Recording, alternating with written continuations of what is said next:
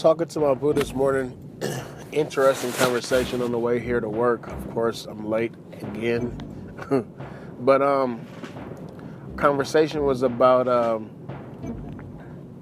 black people and how our greed prevents us from establishing some type of wealth or having some type of comfortable living life, and not just a couple, but like a majority or all of us. And talking about how black people don't support each other, black people don't trust each other, and it's true. There has been years and years of oppression and brainwashing and of course everything else, mental and physical abuse, slavery, and the effects of slavery after slavery. So I get it. It's true. Some black people are still raised and born with the same type of slave mentality. Even though they're not slaves physically, mentally they're still confined to the plantation type mentality.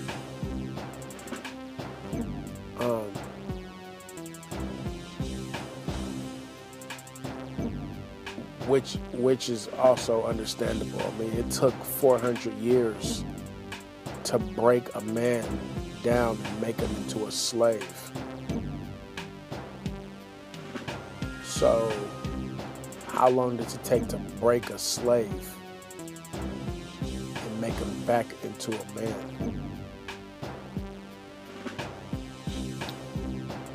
That would be an interesting time. But that's also something that black people will have to learn how to do. Or you have to teach each other. You got to start from the very basics with patience, for one. I think black people need to learn how to trust each other through examples, because trust don't just come like that. She mentioned how some black people get wealthy and then they don't come back to the neighborhood and help other black people.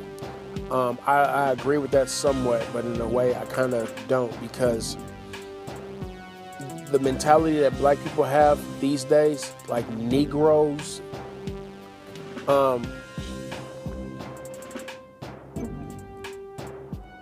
they wouldn't know what to do with any type of financial help that they got from another rich person.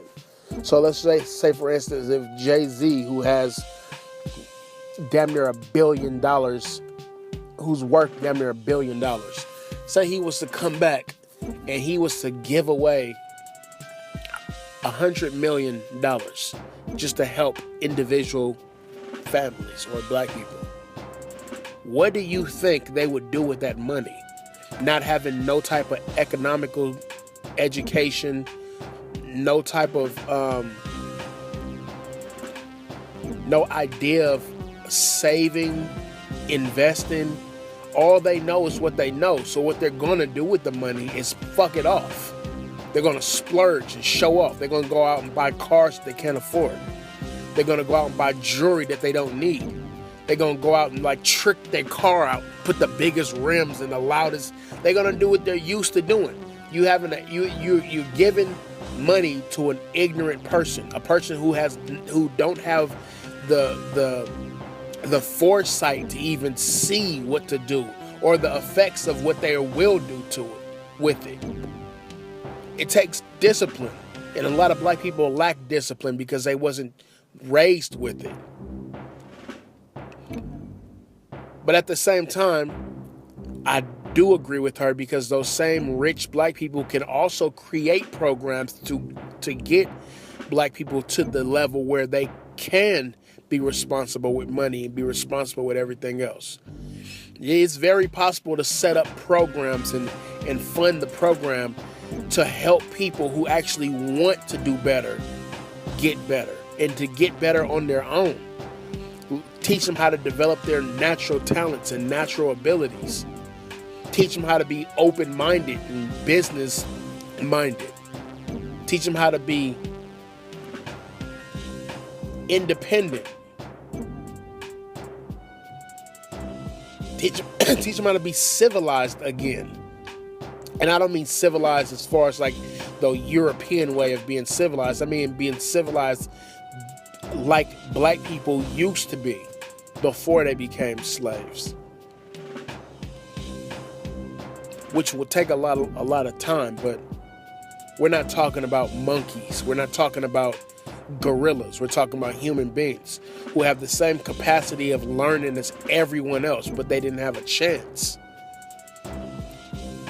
So yeah, those rich ass people like Oprah, Dre, Jay-Z, all these multi-billionaires who have all this money to do nothing with it. They could do something like that.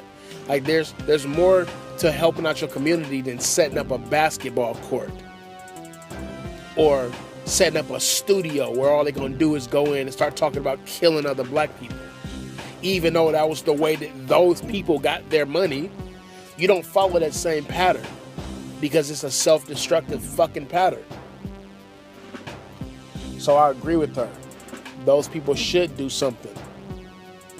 But at the same time, the other side of that coin, how are those people going to respond to some type of help?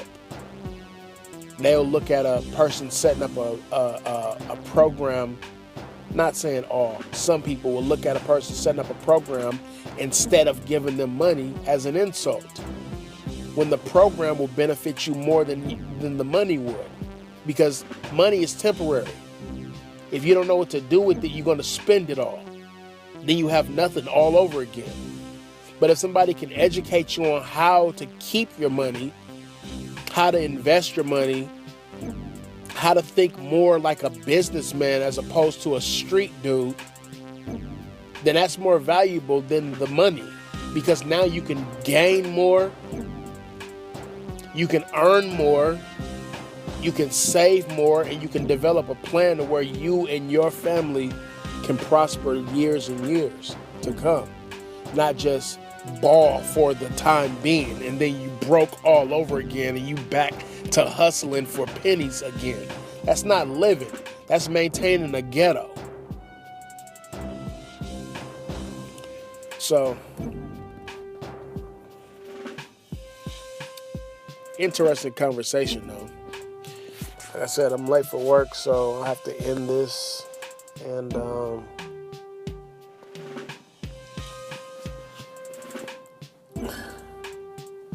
by the way, it's Thursday, March 31st, 2016, 8:07 a.m. Till next time.